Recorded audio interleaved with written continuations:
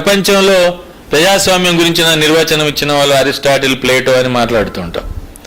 కానీ అంతకంటే ముందు 150 ఏళ్ళ కింద ముందే గౌతమ బుద్ధుడు డెమోక్రసీ గురించి మాట్లాడాడు, డెమోక్రసీ యొక్క నిర్మాణం గురించి మాట్లాడాడు.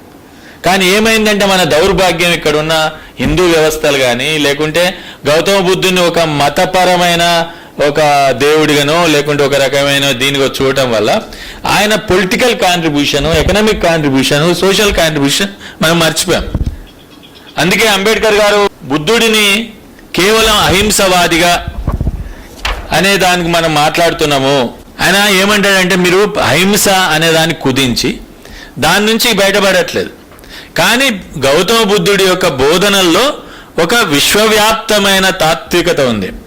కేవలం అహింస అనేదే కాదు, అహింస అనేది కేవలం ఒక అంశం మాత్రమే అనేది ఆయన చెప్పడం జరిగింది.